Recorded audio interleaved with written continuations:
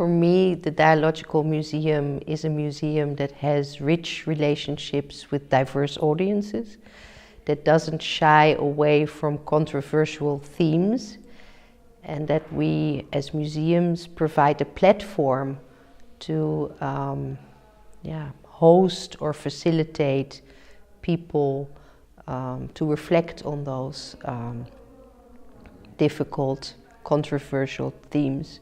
And that in a sense, we as museum have a sort of mirror function to reflect on what's happening in our societies, or what issues that happened in history are of interest or of difficulty in our contemporary times. And that we let multi-perspectivity into our work and into our displays and into our programming.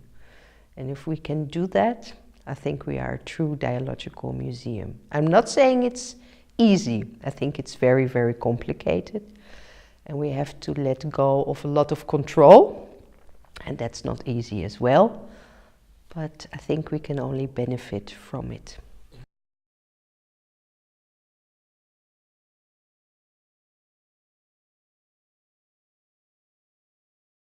For example, we are now working on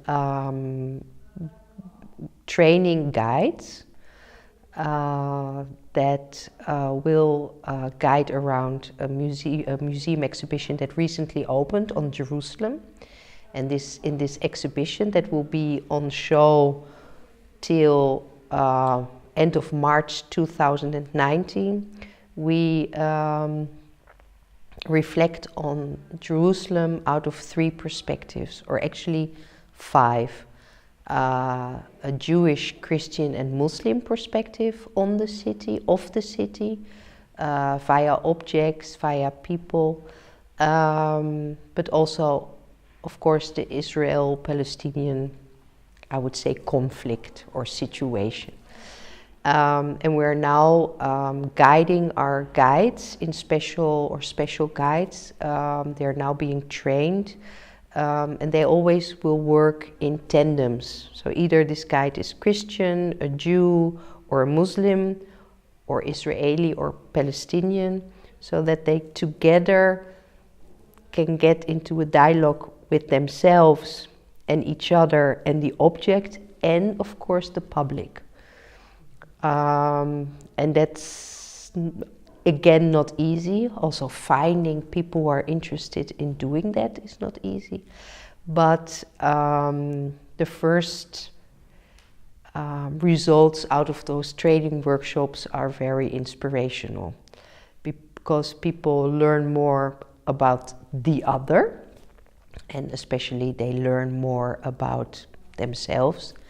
And especially, of course, Jerusalem is such a theme which is so layered, where there are so many perspectives on this city, on the rich history, on the contemporary political issues. You can't give one voice. You can give a multiple focality to the problem. So that's what we are doing. And the same goes for our activities, that we have a lot of perspectives in conferences and people who are coming to talk about a specific topic.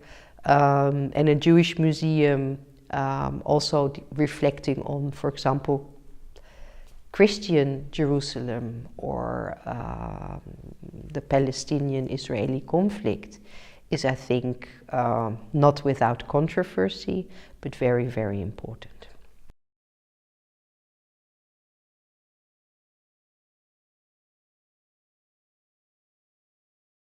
Museums are not neutral. And I don't know who ever said that museums are neutral. I don't believe in museums that are neutral. And of course, by offering a multi-perspectivity, you are already giving a statement. You're already saying this is so enormously complicated. Who are we to give one specific framing of that narrative. And I think that is already political.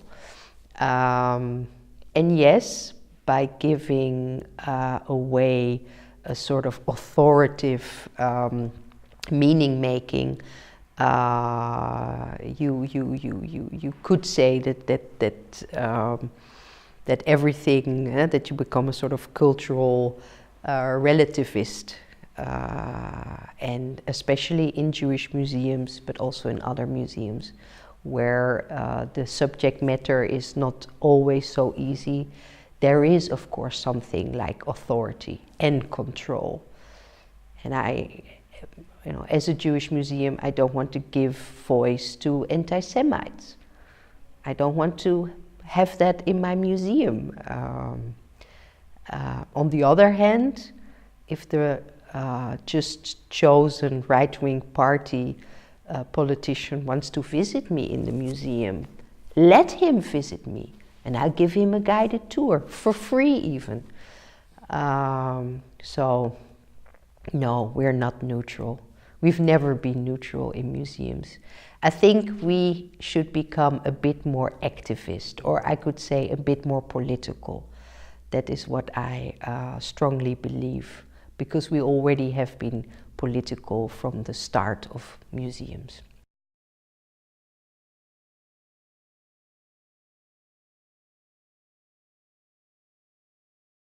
I think the participatory paradigm will still be important the next coming years, especially in Poland. I would think that the digital will become more and more important. Not only the digitalization of our objects and putting them online and let people have that people can use them. So open access is a thing, but of course also immersive experiences like augmented reality and those virtual experiences in museums, displays. I think will increase, and that will go, I think, in one direction, and very much experienced, focused museum experiences. And on the other hand, I think there will be a trend of small, almost, and I don't want to romanticize it, but moments in our hectic, or places that can be moments of silence and retreat in our hectic times.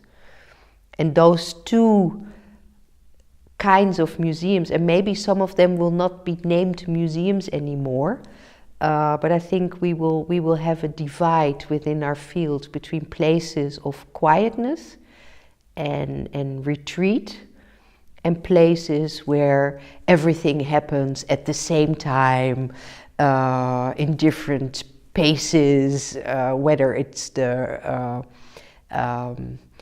virtual reality or the non-virtual reality, and that we have to balance between those two worlds. And I think that we will become more and more political in both of those institutions, because we have major budget cuts throughout museums in Europe, and how do we deal with that? Yeah.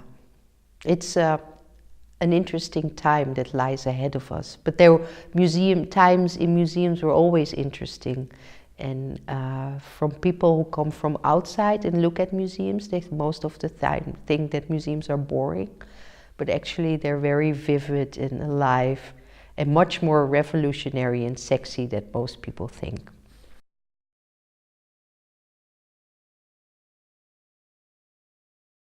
The essence, if you ask me to boil down the essence of the third museum revolution, I would say it's inclusiveness, it's about participatory strategies, it's about a curator, expert who becomes much more a mediator and facilitator, or a community manager even, and an absolute blurring of institutional boundaries. And I'm very interested in this blurring of our field. When does my museum visit start and when does it end? And everything which lies in between. Strategic alliances with a lot of institutions, communities, private individuals, NGOs. And we should empower ourselves a bit more. We have a voice. We are a medium in this mediatized world. We are just a very silent medium, a slow working medium. And we can be much more actively, be active participants in a public debate. Because we are taking part of a public debate, we're just very silent in that. But we should be maybe a bit more outspoken and maybe cry out a bit more often.